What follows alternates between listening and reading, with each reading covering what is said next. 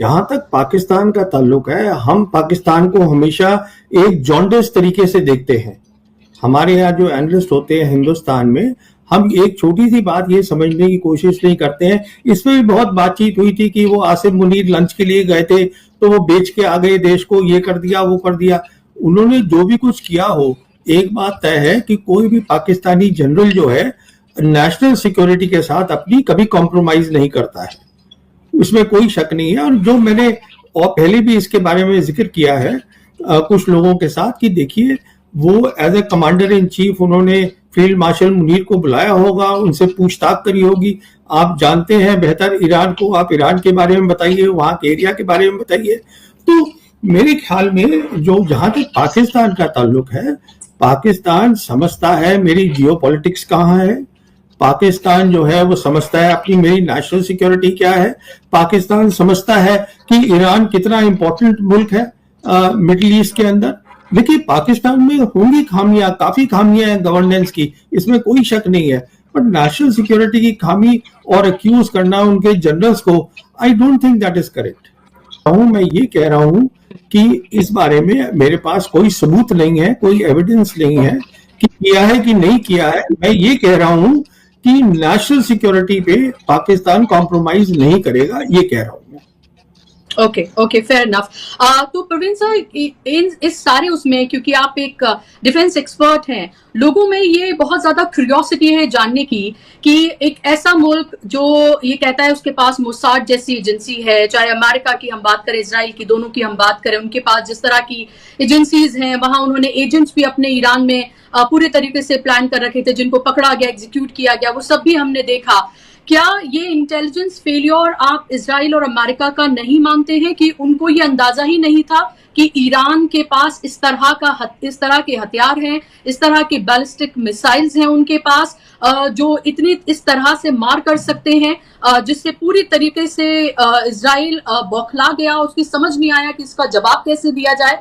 तो क्या दुनिया को चौंकाया है ईरान ने अपनी इस ताकत से, ये दिखाकर कि वो इजराइल को कैसे करने की बात कर रहे थे कि अगर आप ईरान को ग्रेट अगेन नहीं बना सकते हैं, मिगा की उन्होंने बात की थी, तो क्यों ना रिजीम चेंज कर दी जाए। ये बात डोनाल्ड ट्रंप ने कही थी।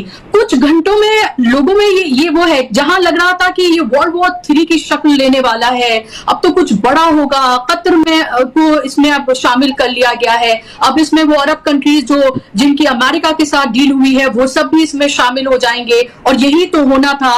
रशिया और चीन तो पहले से ही ईरान के साथ हैं, नॉर्थ कोरिया भी है, तो लोगों को लग रहा था कि वर्ल्ड वॉर 3 बस अब होने ही जा रही है, और फिर चंद घंटे बाद पूरी सिचुएशन बदल गई। इन चंद घंटों में ऐसा क्या हुआ है? इन चंद घंटों में यही हुआ है कि जो डोनाल्ड ट्रंप जब प्रेशर में आए हैं, तो उन्होंने पहले से ही सोच के रखा था कि मैं ये एक लिमिटेड एक्शन करूंगा, उसके आगे नहीं करूंगा मैं, क्योंकि उनको समझा दिया गया था ये लड़ाई खत्म नहीं हो जाएगी, ईरान लड़ाई में कभी भी हारेगा नहीं, और बहुत ताकतें हैं जो ईरान को बैक करेंगी। तो इसीलिए सारी बात हो रही थी। अब ये भी बताया जा रहा है कि अमेरिका ने जब किया, जैसे मैं आपको बता रहा था, अपनी ये 3 न्यूक्लियर साइट पे बॉम्ब भी फेंके हैं उन्होंने, तो पहले बताया जा रहा है इत्तला कर दी गई थी ईरान को कि हम ये करने वाले हैं। तो ये जो बिहेवियर होता है, डुप्लिसिट बिहेवियर, एक जो ग्रेट पावर होती है उसको शोभा नहीं देता है। जहां तक ताल्लुक है, बदल क्या गया है, जैसे मैं आपको बार बार बता रहा हूँ, बहुत कुछ बदल गया है, बहुत कुछ बदल गया है। एक एनपीटी खत्म हो चुकी है। जहां तक अभी देखिए वो ठीक है, एनपीटी है, डेफिनेटली जो हो रखा है हमने उसको बना रखा है, बट अब बात होगी कि सब न्यूक्लियर वेपन हो ना हो उसके पास, ईरान के पास हो, तो अमेरिका की क्रेडिबिलिटी खत्म हो गई है वहां पर। इजराइल में अब वो ताकत, अकेली ताकत नहीं रहा है, ये बिल्कुल तय हो गया है मिडिल ईस्ट के अंदर। और जो ग्लोबल साउथ है वो अब ज्यादा इज्जत करेगा इन 2 ग्रेट पास की, और ईरान की इज्जत करेगा। इतना कुछ तो बदल गया है, इसमें इसका पूरा इम्प्लीकेशन पूरी वर्ल्ड पर होगा। 3-4 चीजें। जी बिल्कुल। हिंदुस्तान को आप इसमें कहां खड़ा देखते हैं प्रवीण साहब? क्योंकि पहले इजराइल के फेवर में ट्वीट किया गया, फिर लगा शायद कुछ परिस्थितियां बदल रही हैं, तो फिर मोदी जी ईरान को लेकर भी ट्वीट करते हैं।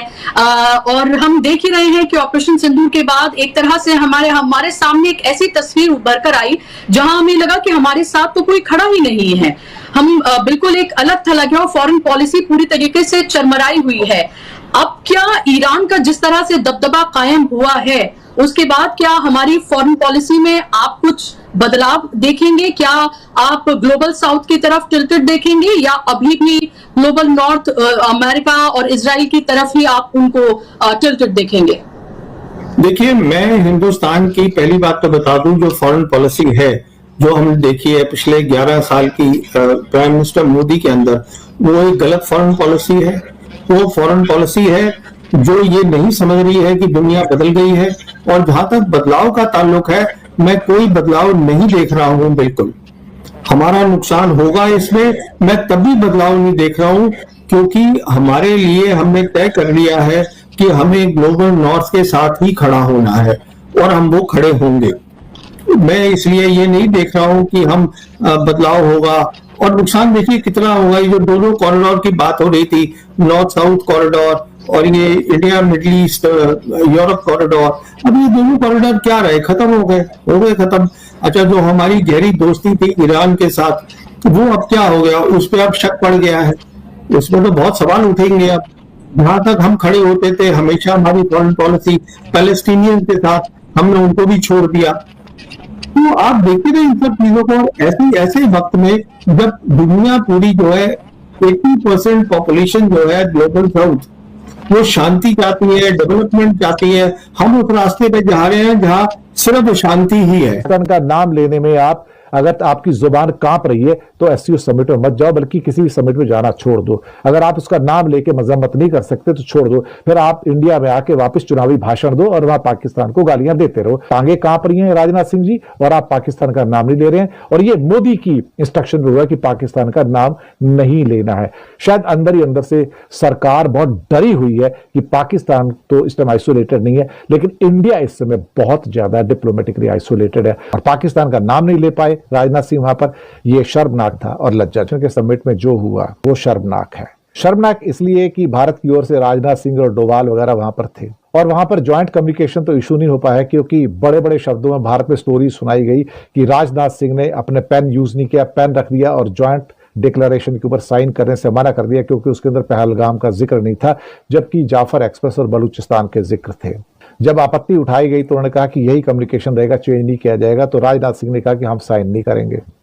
अब साइन नहीं करेंगे तो ज्वाइंट कम्युनिकेशन इशू नहीं हुआ। फिर राजनाथ सिंह का उससे पहले एक स्टेटमेंट आता है कि one country who spreading the terror all over he should be condemned by the SCO summit. लेकिन राजनाथ सिंह वो हिम्मत नहीं जुटा पाए कूटनीति के अंदर कि उस कंट्री का नाम ले सकें।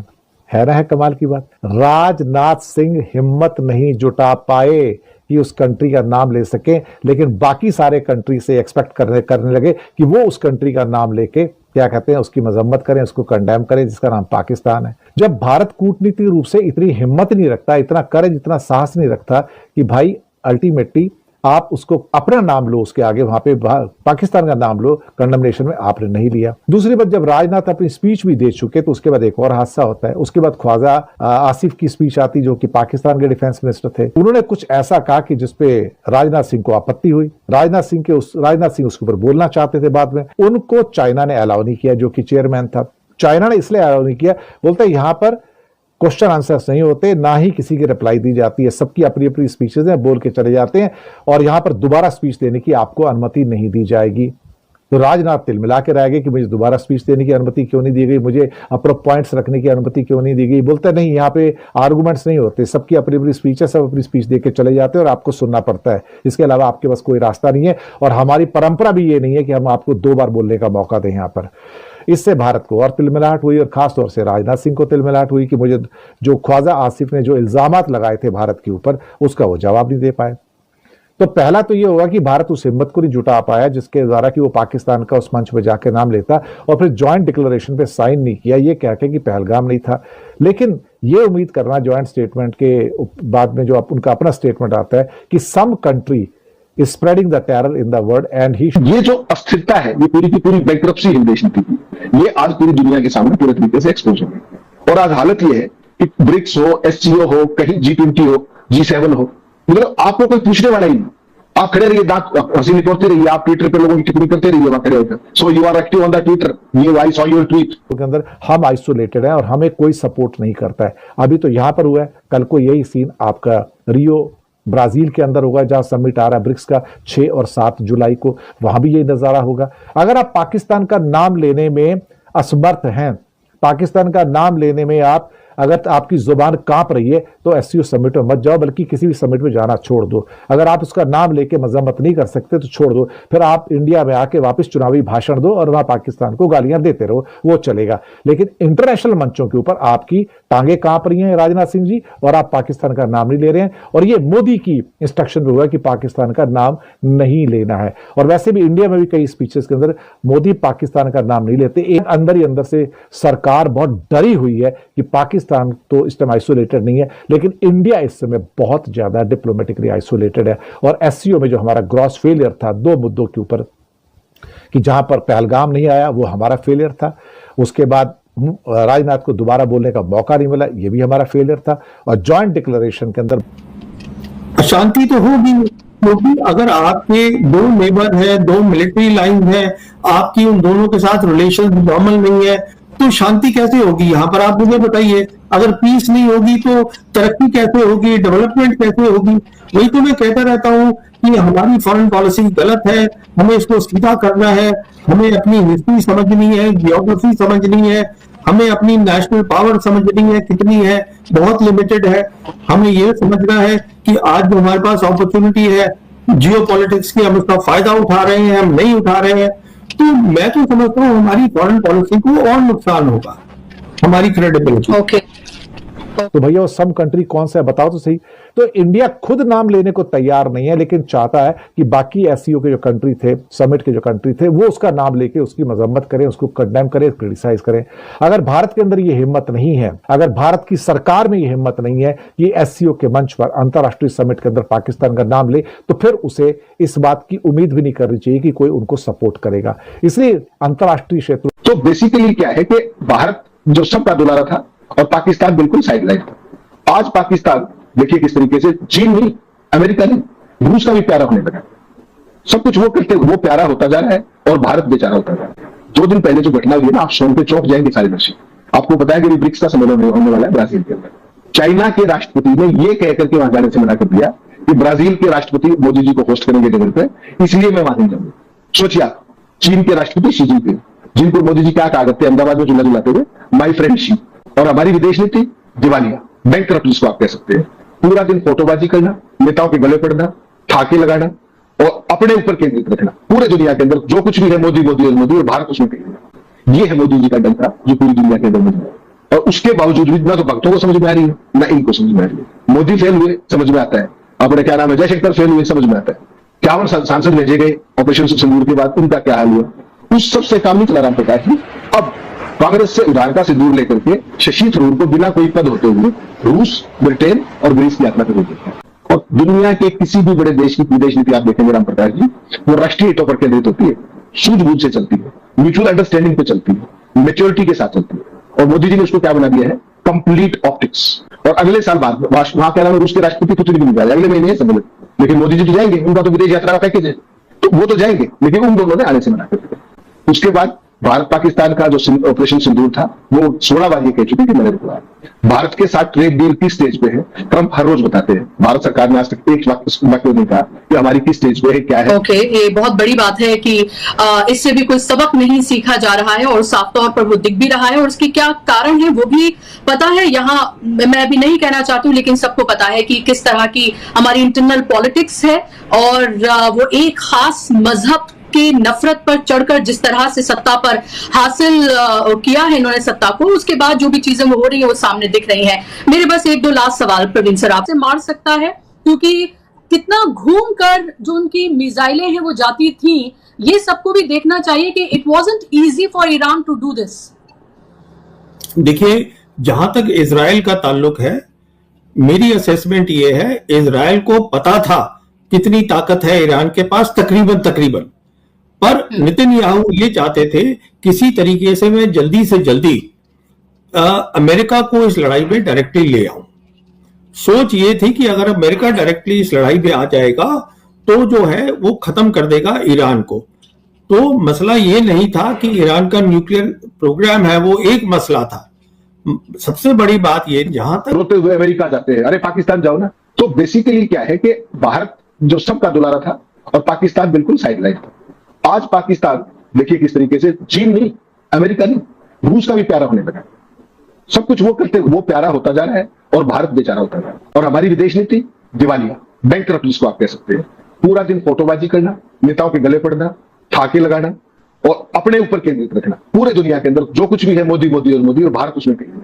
और दुनिया के किसी भी बड़े देश की विदेश नीति आप देखेंगे राम प्रकाश जी, वो राष्ट्रीय हितों पर केंद्रित होती है, सूझबूझ से चलती है, म्यूचुअल अंडरस्टैंडिंग पे चलती है, मेच्योरिटी के साथ चलती है। और मोदी जी ने उसको क्या बना दिया है, कंप्लीट ऑप्टिक्स। 2 दिन पहले जो घटना हुई है ना, आप सोन पे चौंक जाएंगे सारे दर्शक। आपको पता है कि अभी ब्रिक्स का सम्मेलन होने वाला है ब्राजील के अंदर। चाइना के राष्ट्रपति ने यह कहकर के वहां जाने से मना कर दिया कि ब्राजील के राष्ट्रपति मोदी जी को होस्ट करेंगे डिनर पे, इसलिए मैं वहां नहीं जाऊंगा। सोचिए आप, चीन के राष्ट्रपति शी जिनपिंग, जिनको मोदी जी क्या कहा करते हैं अहमदाबाद में झूला झुलाते हुए, माई फ्रेंड शी, याद होगा ना आपको, उनके साथ फोटोबाजी हो रही थी, सारा साउथ इंडिया में घूम रहे थे, आरती दिखा रहे थे और उसके साथ झूला झूल रहे थे। उसने कहा कि भारत के प्रधानमंत्री चूंकि वहां आएंगे, इसलिए मैंने उन्हें अपने प्रधानमंत्री को भेजने का फैसला किया।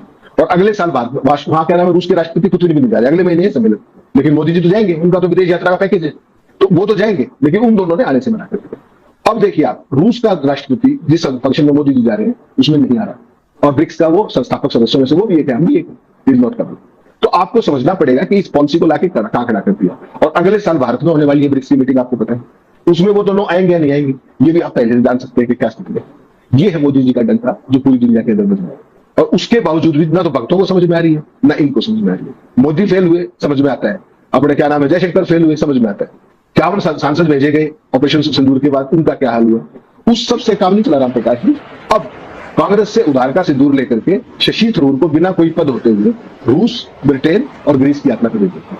शशि थरूर कौन है, जो ये कहा करते हैं कि मोदी जी शिवलिंग पर बैठे हुए भिक्षु, ध्यान है आपको ऐतिहासिक स्टेटमेंट। और मोदी उनके बारे में क्या कहा करते थे कि 50 करोड़ की गर्लफ्रेंड, 50 करोड़ की गर्लफ्रेंड। जिन लोगों का ये संवाद का स्तर रहा हो, वो आज बिना किसी उसके संवैधानिक पद के या किसी ऑफिशियल पोजीशन के, वो तो मोदी का ब्रांड एम्बेसडर है दुनिया के अंदर, मोदी जी को पावर हाउस बता रहा है भारत का, ये सब कर रहा है।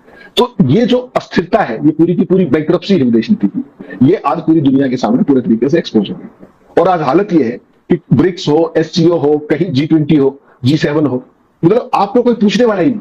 आप खड़े रहिए, दांत हंसी निपोरते रहिए, आप ट्विटर पे लोगों की टिप्पणी करते रहिए वहां खड़े होकर, so you are active on the Twitter, ये आई सॉ योर ट्वीट, ये डिप्लोमेसी होगी आपके देश में। और उसके बावजूद भी किसी को समझ में नहीं आ रहा, सारे के सारे लैलोट है। मीडिया को एक सूत्री एजेंडा दे रखा है कि मोदी जी का डंका बजा रहा है, भारत से कहीं भी जाए, ये लगा। ट्रंप जी अमेरिका के राखी सावंत ही हैं।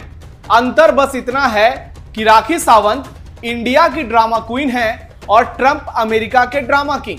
और सच में उनके आजकल जिस तरह से लटके झटके देखे जा रहे हैं, उसमें उनको यह उपाधि देना बिल्कुल फिट बैठ रहा है। दुनिया के सुपर पावर अमेरिका के सर्वोच्च पद को जब कोई शख्स तमाशा बना दे, तो केवल उसकी व्यक्तिगत छवि ही नहीं, बल्कि पूरी वैश्विक व्यवस्था की गंभीरता पर प्रश्न खड़े हो जाते हैं। और यह दुनिया का हर देश अब समझ चुका है कि डोनाल्ड ट्रंप ने अमेरिकी राष्ट्रपति के पद को ड्रामा स्टेज में बदल कर रख दिया है। उनके बेतुके बयान, फालतू के दावे और लंपट की तरह आचरण न सिर्फ अमेरिका की साख पर बट्टा लगा रहे हैं, बल्कि विश्व की सियासत में अमेरिका की नेतृत्वकारी भूमिका पर भी सवाल खड़े कर रहे हैं।